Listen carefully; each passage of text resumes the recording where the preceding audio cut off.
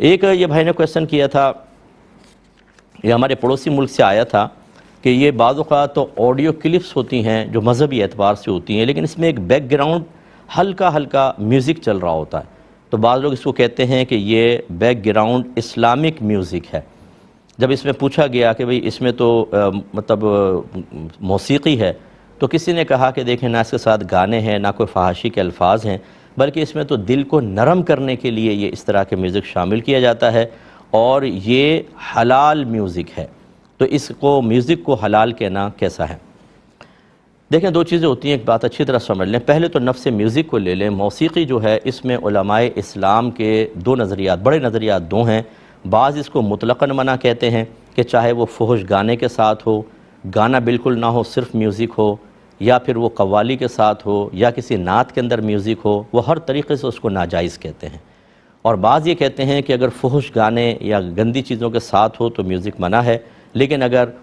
کسی نعت کے ساتھ یا قوالی کے ساتھ ہو تو چونکہ اس کی تو کوئی حقیقت کا انکار نہیں کر سکتا کہ میوزک کسی چیز کی تاثیر کو بڑھاتا ہے، کلام کی تاثیر کو بڑھا دیتا ہے، تو اس میں یہ ہوتا ہے کہ جب پاکیزہ کلام ہے اور میوزک بھی شامل ہے تو اور زیادہ وہ پاکیزہ کلام قلوب پر اثر انداز ہوتا ہے، لہٰذا اب اس صورت میں میوزک کا استعمال جائز ہے۔ یہ دوسرا نظریہ ہے، اور اس میں وہ کہتے ہیں یہ میوزک حلال ہے۔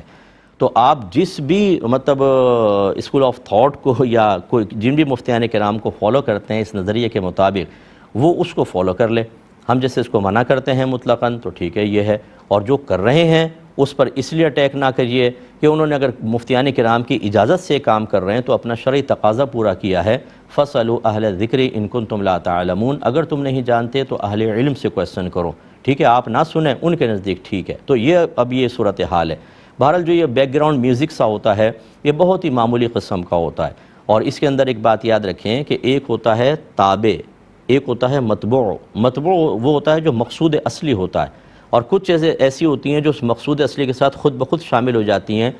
یا پھر وہ مطلب اصل ہمارا مقصود نہیں ہوتی لیکن مقصود اصلی کے ساتھ ساتھ وہ بھی ہوتی ہیں، انہیں کہتے ہیں تابع۔ جیسے میں ادھر دیکھ رہا ہوں تو دائیں بائیں کی چیزیں خود بخود میری نگاہ کے اندر آ رہی ہیں، لیکن میں نے ان کا قصد و ارادہ تو نہیں کیا، میں کیمرے کی طرف دیکھ رہا ہوں، کیمرہ میرا مقصود اصلی ہوگا، اس کو متبوع کہیں گے، اور جو برابر میں چیزیں نظر آ رہی ہیں ان کو تابع کہا جائے گا۔ تو جب آپ کا مقصود اصل میں نعت شریف سننا ہے اور پیچھے بیک گراؤنڈ یا کوئی اسپیچ سننی ہے، آڈیو کلپ جیسے آپ نے کہا، اور پیچھے کچھ ہلکا ہلکا میوزک چل رہا ہے، تو وہ آپ کا مقصود اصلی نہیں، مقصود تو آڈیو کلپ ہے، آڈیو ہے، وہ ہوا متبوع اور یہ تابع۔ حکم متبوع پہ لگتا ہے، تابع کے اوپر عموماً نہیں لگتا ہے۔ جیسے آپ سفر کرتے ہیں اور وہ گانے لگا دے بس والا، یا آپ جب بھی پلین میں سفر کرتے ہیں آپ نے دیکھا ہوگا لوگ سیٹوں پہ بیٹھ رہے ہوتے ہیں، میوزک چل رہا ہوتا ہے، تو یہ آپ کا مقصود تو سفر کرنا، یہ مقصود اصلی، یہ تو ویسے ہی بیچ میں ٹپک پڑا، یہ تابع ہوتا ہے۔ تو اس لیے اگر مقصود صحیح ہے اور کوئی چیز عموماً توابع کے طور پر آ گئی، اس کی گنجائش ہوتی ہے۔ ہاں جب آپ میوزک ہی سننا چاہیں گے تو وہ متبوع بنے گا، مقصود اصلی بنے گا، پھر آپ دیکھ لیں کس کو فالو کر رہے ہیں، اس کے مطابق فیصلہ کرنا ہوگا۔